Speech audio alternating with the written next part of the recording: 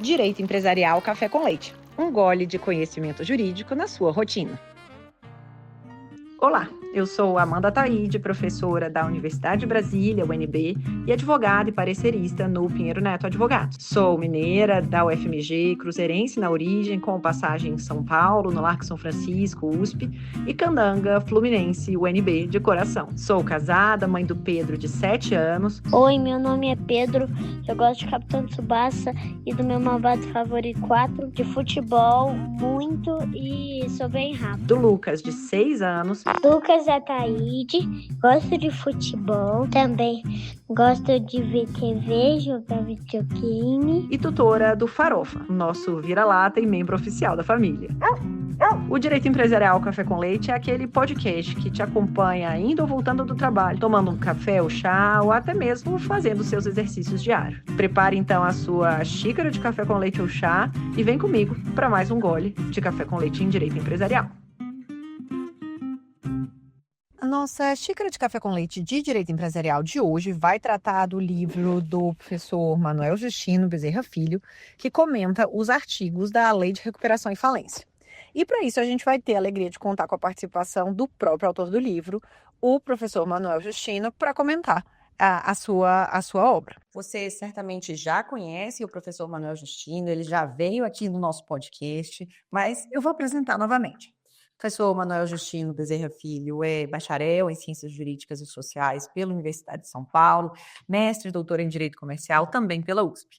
É professor da Universidade Mackenzie, é professor convidado da USP, da FGV, da PUC São Paulo, é desembargador aposentado e agora advogado na área de consultoria em Direito Comercial. Professor Manuel Justino, uma alegria enorme o senhor ter aceitado o convite para participar mais uma vez do nosso podcast e apresentar de modo simples, curto e gostoso, um pouco dessa visão prática, teórica, a sua experiência sobre a Lei de Recuperação e Falência, que foi, então, trazido nessa nova edição do seu livro sobre o tema. Como que eu fiz para escrever, ou como que ocorreu o fato de eu escrever o primeiro livro, ou escrever a primeira edição do livro sobre falência e recuperação. Eu comecei a dar aula no Mackenzie, foi em 1997, 1998. E eu fui chamado lá, eu queria dar aula de processo civil. Por sorte mesmo, não tinha processo civil, e me empurraram ao falência e concordata naquela época, que era o Decreto-Lei 7661 de 1945. E o que eu percebi foi o seguinte, que a lei era antiga, de 1945, o projeto que deu a lei de falência e recuperação já estava, vamos dizer, em discussão, então ninguém mais se interessava em escrever sobre a lei antiga. E eu percebi que eu não tinha material para passar para os alunos, eu precisava passar, porque eu precisava dar aula daquela matéria. O que eu acabei fazendo? Eu até brinco que naquela época eu tinha toda a disposição da juventude, eu era jovem com 49, 50 anos, né? Ao contrário de agora, que eu estou um velhinho com 81 anos, mas o que eu fiz? Eu vi que eu não tinha, que não havia livros atualizados, então simplesmente eu comecei a fim de semana, durante a semana, aquela matéria que eu ia dar para eles, eu fazia um comentário escrito e distribuía para os alunos. E curiosamente, quando eu terminei o ano, eu tinha eu tinha efetivamente todos os artigos comentados. Aí eu fui na RT naquela época, a RT era ali ao lado do Fórum Central, aqui na Rua Conde do Pinhal, para quem conhece São Paulo, era ao lado do Fórum Central. E eu fui lá conversar com o diretor, ou com alguém, com aquele que era encarregado de mandar publicar os livros. E na realidade eu queria mandar publicar a minha tese de mestrado, que foi sobre o direito comercial analisado pelo STJ. Eu fui lá, mostrei e tal, ele olhou e falou, olha, bom, vamos sim, isso aqui, deixa eu examinar bem, mas isso aqui vai dar um bom livro, sim. E na realidade foi publicado, depois precisava ser atualizado, não me interessei em atualizar.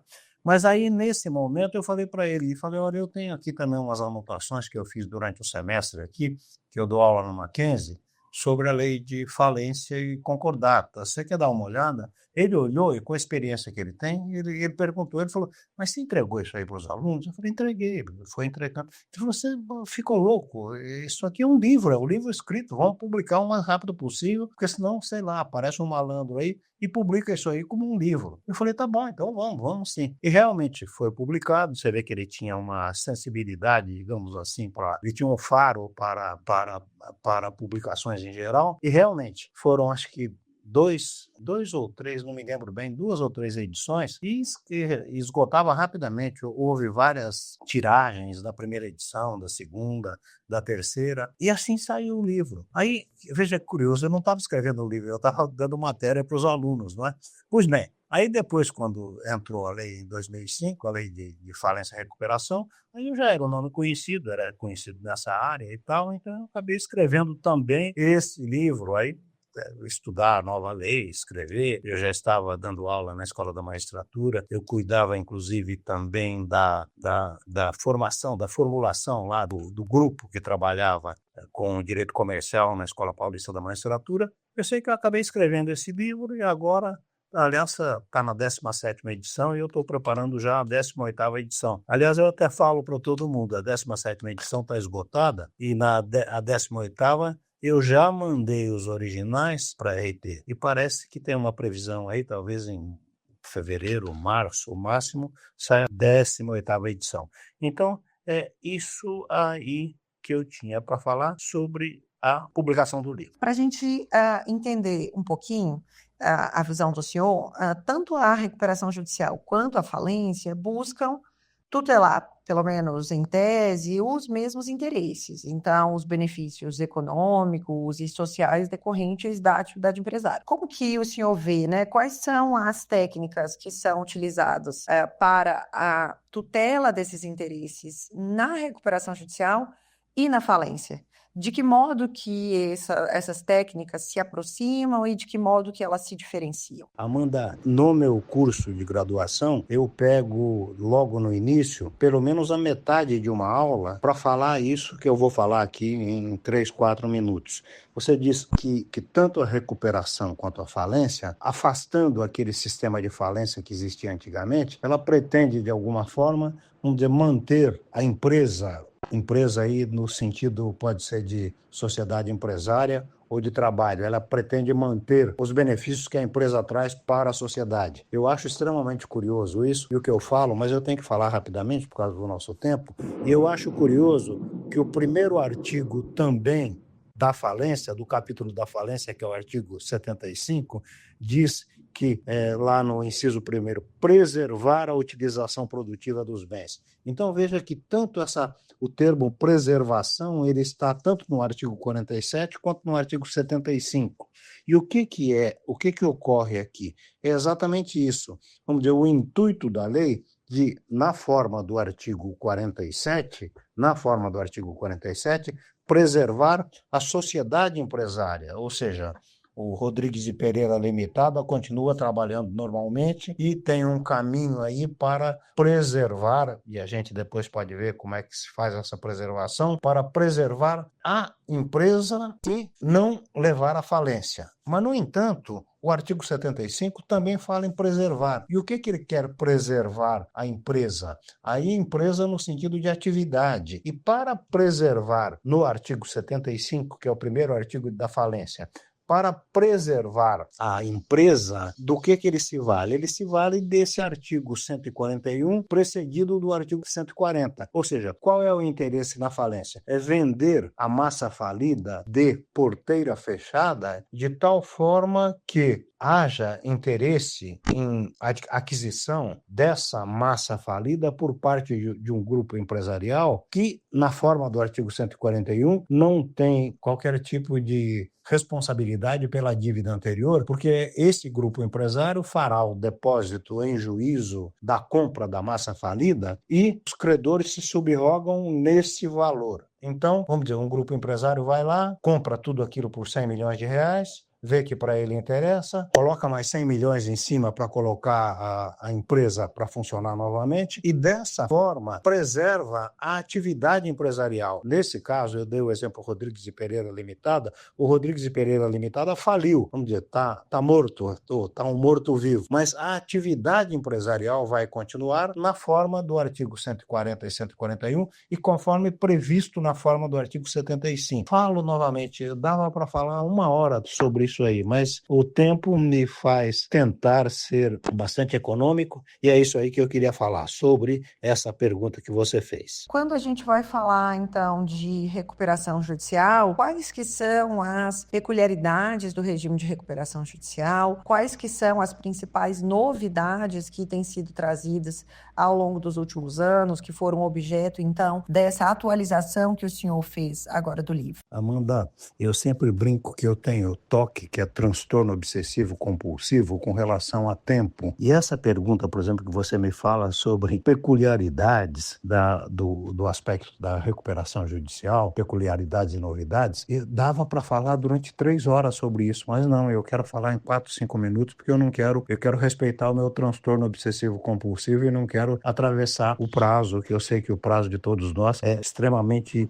valioso. Mas então vamos lá, e eu fico perdendo tempo falando em transtorno e fico tomando o tempo aí dos outros. Mas vamos lá, rapidamente. A reforma com relação à recuperação judicial, ela tentou trazer aí boas coisas e trouxe boas coisas, mas deveria ter trazido mais boas coisas e menos coisas ruins, digamos assim. Mas veja, por exemplo, precisava de uma reforma, talvez precisasse, talvez seria melhor ter esperado mais um pouco, mais uns 5 anos, mas não, tudo bem, veio a reforma. O que ela trouxe? O que a recuperação, a peculiaridade dela é preservar a sociedade empresária, não é? Mas os créditos excluídos da recuperação judicial, tanto da recuperação judicial comum quanto da recuperação judicial do agronegócio, ele está deixando cada vez mais, dificultando cada vez mais a recuperação. Por quê? Porque exclui muito crédito. Veja, já havia uma exclusão muito grande na Lei 11.101 sem a reforma da Lei 14.112. A Lei 14.112, por exemplo, quis trazer uma coisa boa, que precisava trazer, que era a recuperação judicial do agronegócio. Mas ela excluiu tanto o crédito do agronegócio que já tem até um estudo dizendo que os créditos que estão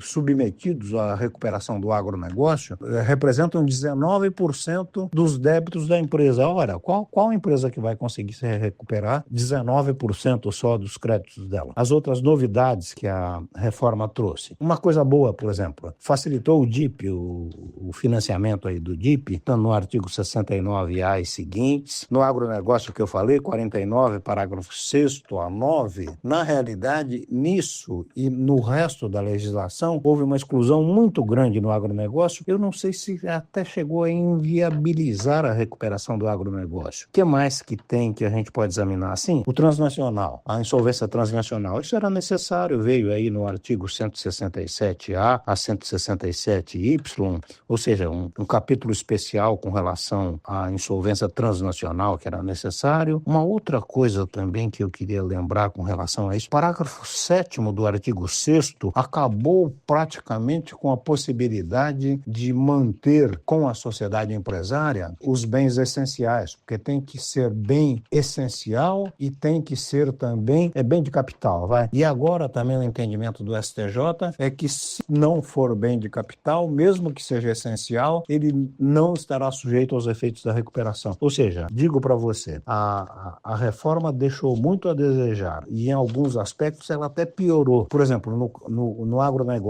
O agronegócio antes estava melhor na jurisprudência do que está agora na lei. A reforma deixou a desejar bastante, tá? A última coisa que eu queria falar sobre isso, sobre esse aspecto, é que está surgindo um termo que eu já vi em vários lugares, que é a concordatização da recuperação judicial. Ou seja, a gente precisa tomar cuidado, por outro lado, também. Claro que a recuperação judicial, ela é importante, a gente vê no dia a dia aí das sociedades que se recuperam, mas está havendo em alguns casos parece um certo abuso. Tanto que não foi eu que inventei o termo, não, mas eu já ouvi 3 ou 4 autores falando sobre a concordatização da recuperação para dizer que a recuperação judicial estaria seguindo o mesmo caminho nefasto que seguiu a concordata na lei anterior. Não sei. Vamos ver o que vai dar tudo isso, tá? E sobre o procedimento de falência também, quais que são os principais temas que o senhor trata no livro, como que tem sido, né, a atualização da doutrina, da prática, né, da jurisprudência em falência, quais que foram as mudanças que ocorreram ao longo dos últimos anos, especificamente voltados à falência, que foram objeto aqui de atualização. Amanda, essa questão que você levanta, ela, vamos dizer, permeia toda a nossa discussão com relação à recuperação e falência, não é? Ou seja, o que a falência trouxe na nova lei de novo? Porque a lei anterior tinha falência concordata, a lei atual tem falência e recuperação. A recuperação nós falamos aí na questão anterior, e agora na falência. O que eu acho extraordinário que a falência trouxe está lá também no artigo 75, como eu já falei, já conversamos sobre isso, mas eu preciso falar novamente sobre isso. O artigo 75 que diz: a falência, ao promover o afastamento do devedor de suas atividades, visa 1. Preservar e otimizar a utilização produtiva dos bens, dos ativos e dos recursos produtivos, inclusive os intangíveis da empresa. Foi aquilo que eu disse antes.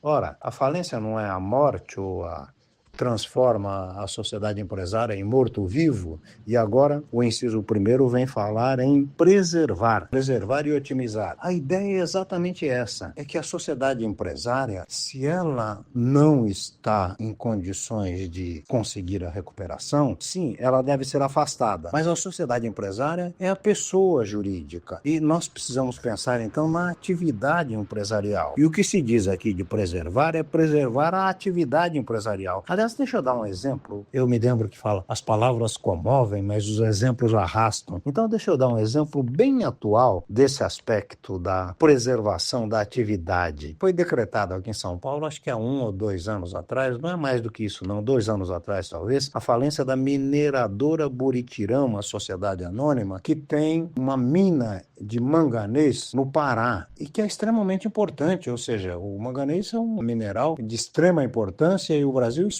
precisa exportar isso aí e precisa utilizar também, e no entanto foi decretada a falência. Decretada a falência, o juiz aqui de São Paulo deu a chamada continuação de negócio, e nessa continuação de negócio há credores interessados investindo dinheiro para que a mina não pare. Você imagina, se você parar uma mina durante 3, 4, 5 anos enquanto você discute falência, quando terminar a falência não existe mais mina nenhuma. Então a mina continua produzindo, há credores que estão, vamos dizer, investindo dinheiro em cima disso, na continuação de negócio, e a ideia é que aí vem, vamos dizer, subjacente a tudo isso, é aquilo do artigo 140, 141. O artigo 140, 141, o que ele pretende é, artigo 140, vender a mina, no caso, vamos dizer, o estabelecimento dele é a mina, vender a mina de porteira fechada, ou seja, vender tudo para um grupo financeiro. E por que esse grupo financeiro vai se interessar em comprar aquela mina? Porque ele vai ver no artigo 141 que esse objeto da alienação, no caso a mina, estará livre de qualquer ônus e não haverá sucessão do arrematante nas obrigações do devedor. Só um parêntese. Nos Estados Unidos isso aí parece que já é comum, ou seja, o interesse de grupos financeiros investirem dinheiro na massa falida e fazer a coisa voltar a funcionar. Claro que com uma outra empresa, não vai ser mais a mineradora Buritirã, uma sociedade anônima, não vai ser uma mineradora, sei lá,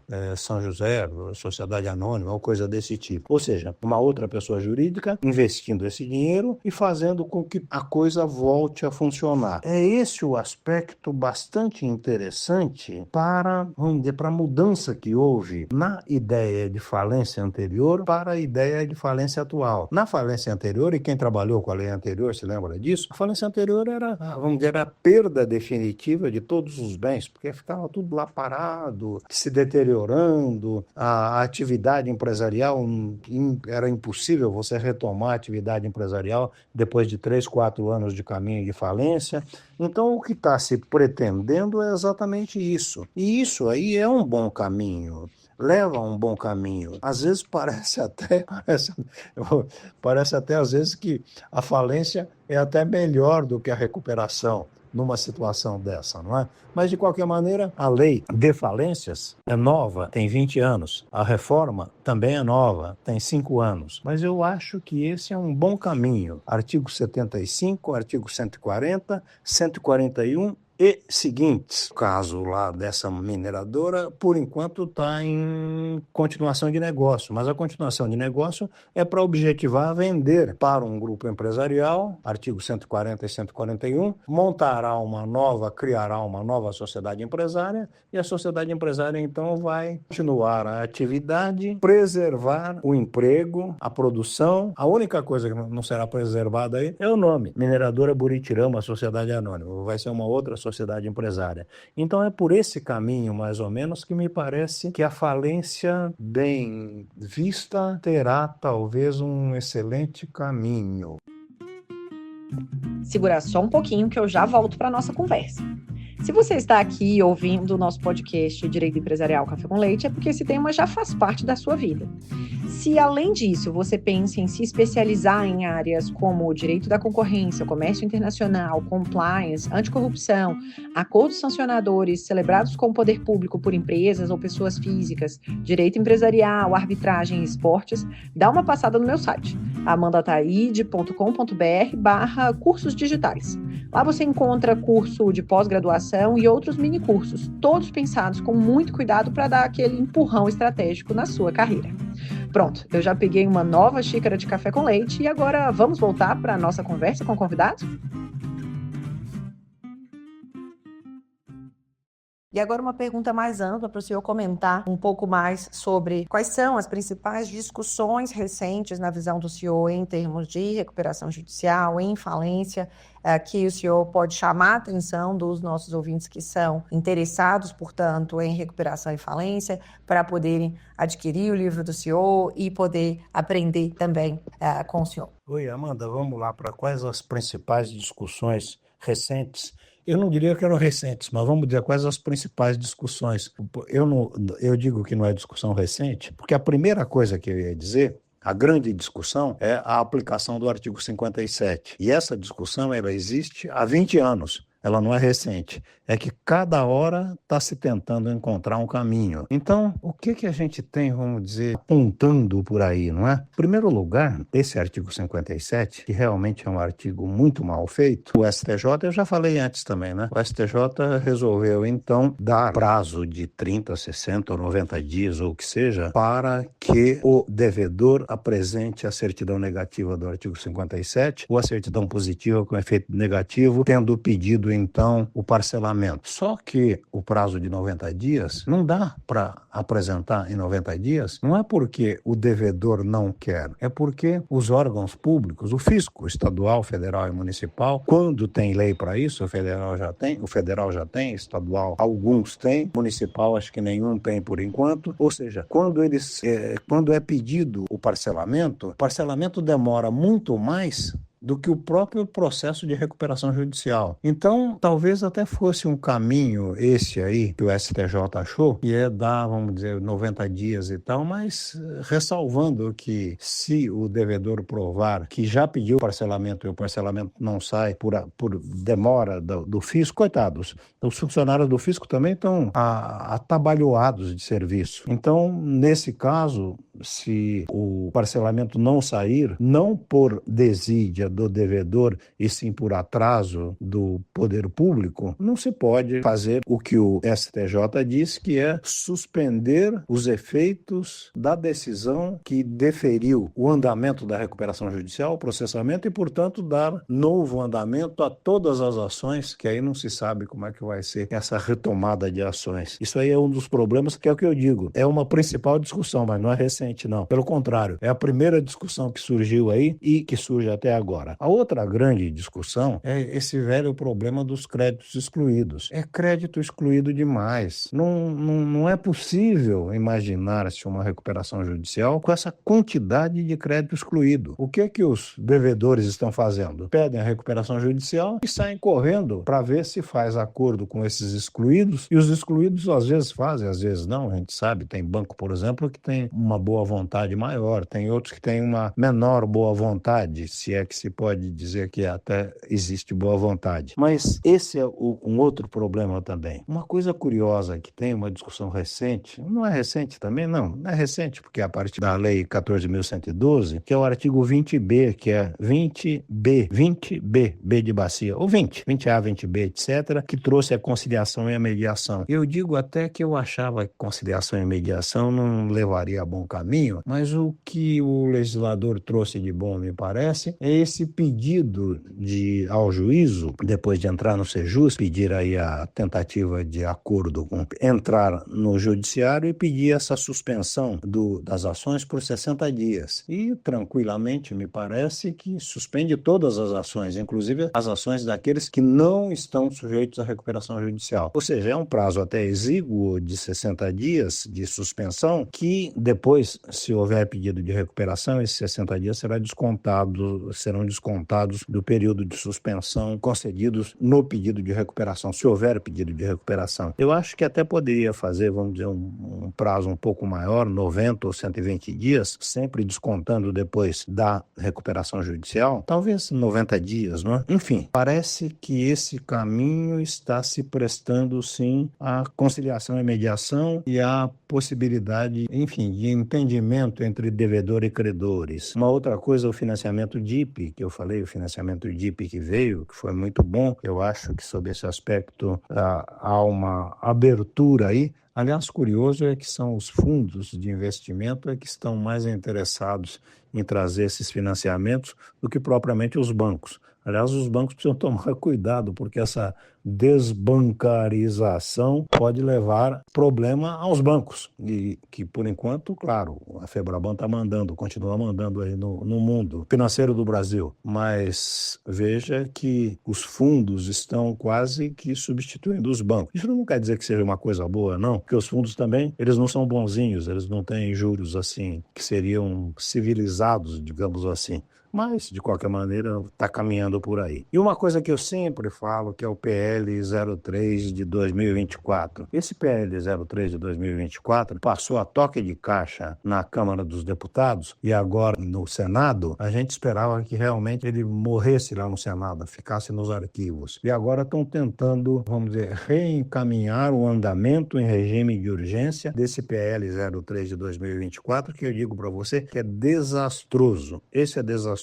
Para quem tem fé, não é? Vamos rezar para que o PL 03 de 2024 não seja aprovado. Não é possível, não dá nem para discutir aqui, mas é um projeto tão mal ajambrado que há uma recusa quase que geral e tomara que não passe. Vamos torcer para que ele não passe. Enfim, são esses problemas aí que tem aí nas falências, nas recuperações em geral e que a gente sempre fica torcendo aqui para que, vamos dizer, se caminhe para atingir a finalidade que você mesmo disse, que é a preservação da atividade empresarial ou a preservação da sociedade empresarial, que é esse o único caminho que me parece que seria aquele que a gente pretende realmente atingir e que deve atingir, que é a preservação tanto na recuperação judicial quanto na falência. E agora uma pergunta específica dessa nova temporada para a gente poder aproveitar esse contexto de Copa do Mundo. Conta pra gente, então, um esporte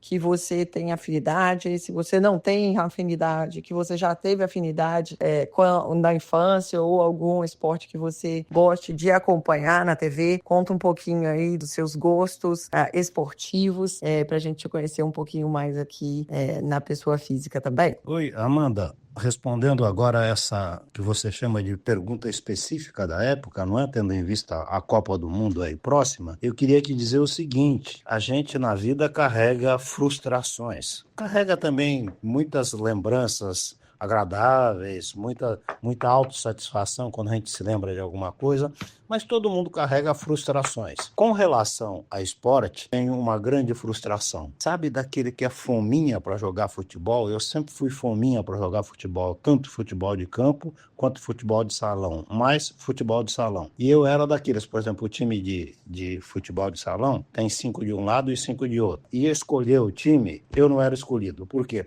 Porque eu era ruim de futebol. Eu era ruim, então uma frustração muito grande que eu carrego é nunca ter conseguido jogar bem futebol. Eu era daqueles perna de pau. Mas eu era daqueles perna de pau teimoso. Eu ia lá e falava, não, eu tô aqui, eu quero jogar. E, bom, eu acabava jogando, eu me dava bem com a turma. Então eles me deixavam jogar. Mas eu realmente... A outra frustração que eu falei que eu carrego também é de eu nunca conseguir tocar um instrumento musical. Para não dizer que eu não faço nada, eu de vez em quando consigo tocar pandeiro mais ou menos. Mas sabe daquele troço, você começa a tocar pandeiro, a turma fala, já vem o cara estragando o samba aí, não sei o quê. Então, eram as duas grandes frustrações que eu tinha. Mas apesar disso, é o que eu estou dizendo, como eu tinha uma boa amizade, uma boa... Enfim, me dava bem com todo mundo. Eu também era do time de futebol de salão do ginásio e mais, eu cheguei a ser capitão do time de vôlei. Mas não é porque eu jogava melhor, não. É porque realmente eu tinha, sei lá, uma certa amizade, enfim... me dava muito bem, então me botaram como capitão do time de vôlei. Quanto a torcer, eu gosto muito eu gosto de assistir futebol. O problema é o seguinte, uma outra coisa também curiosa, é que assistir televisão me dá sono. Então eu normalmente não assisto muita televisão, não. Assisto pouquíssimo, aliás, quase não assisto. Aliás, se não ligar a televisão aqui em casa, eu nem me lembro. Então mesmo futebol, por exemplo, eu gosto muito de futebol. Copa do Mundo, nossa, não quero perder nenhum jogo, mas eu assisto o primeiro tempo, lá no meio do segundo tempo, os filhos falam, o papai, ou as netas falam, vovô, já está na hora de você dormir, hein? Porque eu acabo dormindo na frente da televisão. Então, a televisão sempre me deu sono. Embora eu goste muito de futebol, eu acho futebol um esporte muito bonito e inesperado, não é? Quando você menos espera, dá uma virada, enfim, bonito o jogo. Mas eu acabo não assistindo. Quando eu torcer para time, o meu segundo filho, que é o Alexandre, que hoje tem 47 anos, que é o pai da Catarina, meu segundo filho, quando eles estavam aqui em casa com a gente, ele torcia para o São Paulo, mas ele torcia assim quando ele era criança, o São Paulo chorava, o São Paulo perdia, ele chorava. Então, eu acabava assistindo jogos junto com ele, então, teoricamente, eu torcia para o São Paulo, teoricamente. Mas pode ter certeza que é só teoricamente mesmo. Mas como, teoricamente, eu torcia para o São Paulo, eu fiquei assim, você é São Paulino? Eu digo, sim, sou, mas eu sou daqueles que nem sabem como é que anda o São Paulo. Então, não sei se era isso, mais ou menos, que você queria saber sobre as minhas tendências esportivas sobre todos os aspectos. Beijo para você, Amanda. Obrigado por ter me convidado, tá? Beijão para você. Tchau. A nossa xícara de café com leite de direito empresarial de hoje chegou, então, ao fim. Agora eu quero saber de você. O episódio foi útil? Fez sentido para a sua vida profissional ou acadêmica? Você quer continuar essa conversa fora daqui?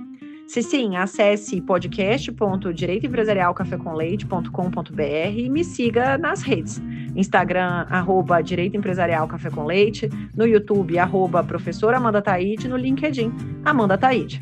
Obrigada pela companhia e até o próximo episódio do Direito Empresarial Café com Leite. Tchau, tchau!